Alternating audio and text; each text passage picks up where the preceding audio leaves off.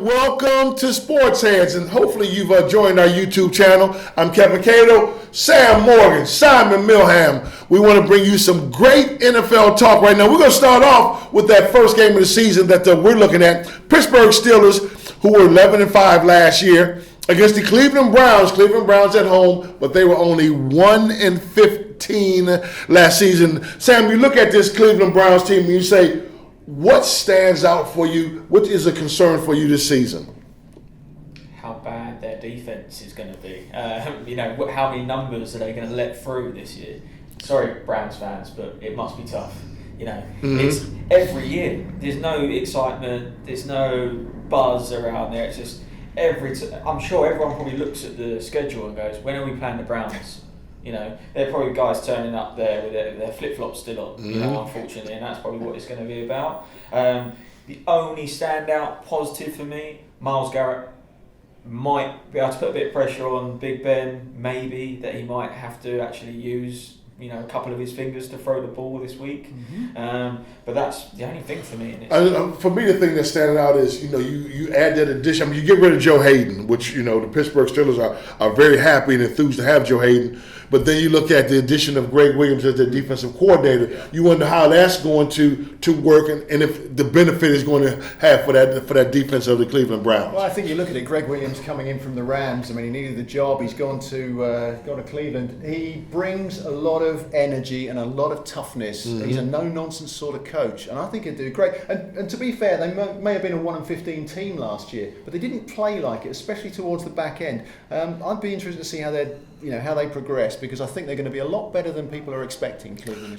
For the season, I mean, this is basically it's been a long time that Cleveland going into a game that they don't have a loss on their record. So this is going to be probably the only time they don't have a loss on their record all season. But the Browns, they were last season the 9th team since 1989 to win only one game in the regular season. So you're looking for them for Hugh Jackson. And when you look at a guy like Hugh Jackson, more pressure on Hugh Jackson or DeShone Kizer, the rookie quarterback for Cleveland this year. I don't think there's any pressure on DeShone Kizer, really. I think there is going to be a little bit of pressure on the head coach, but it's a long-term rebuilding process. I mean, you look at next year, Cleveland have got something like 5 draft picks in the first 2 rounds next year. This is going to be a long-term solution for them. But there again, you've got to draft properly. And to be fair to them, I don't see that they've done that in the past few years. Yeah. I mean, that is the major thing for me when I look at American sports teams in general, all over, baseball, football, basketball, hockey. There's very few teams that consistently do a quality job of drafting players. But you're talking about a team that I think they do a pretty decent job are the Pittsburgh Steelers. But when you look at Pittsburgh Steelers, Ben Roethlisberger, all offseason there was talk about him maybe looking at retiring. Does that bother you any when you all of a sudden now you back out there, okay, I'm going to play this year. Let's see what happens.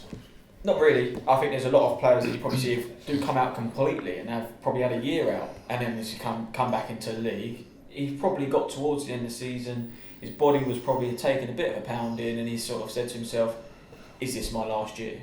Once you have that break and that little bit of time away, he's come back and he's probably looked at this again, and then definitely when he saw the schedule, he probably made the right decision. Yeah, he made that statement 2 days after a really disappointing loss again against the Patriots in the AFC Championship. And every time actually the Patriots play Pittsburgh in the championship game, they go on and win it. So there's potentially 3 Super Bowls they've given up there. Yeah. Now they can't get over the Patriots hump. Whether they can do that this year, I think it's total nonsense. I think the talk will start as it was a few years ago with Brett Favre when he does retire. Is Ben going to come back? We had this whole thing for about three different seasons. Was Brett Favre going to come back? Roethlisberger's only 35, plenty of tread on the clock, and he's a better quarterback now than he's ever been. He's looking after himself a lot better. He's not taking as many hits. He's getting rid of the ball. Problem was he took the Pittsburgh Steelers on their back for a few years, and I think he's learned. He's calmed down. He's seeing things better. He's always seen things well, but he's not taking it all on his back like he has done in the past. Biggest news besides that coming out of Pittsburgh this year was Le'Veon Bell. Would he come to training camp? Would he sign the franchise tender? Le'Veon Bell signs the franchise tender, but he only gets a week to prepare for the National Football League season. Not having it. You look at it last year. You look at Eric Berry down at Kansas City. Exactly Yep. the same thing. Had a Pro Bowl year.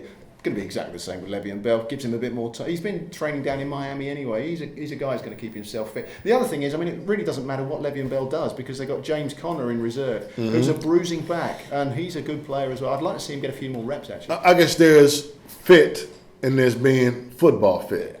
I mean, you can go out there and work out all you want, but versus being led by somebody and being directed by someone and being hit by the opposition, that's a different kind of fit.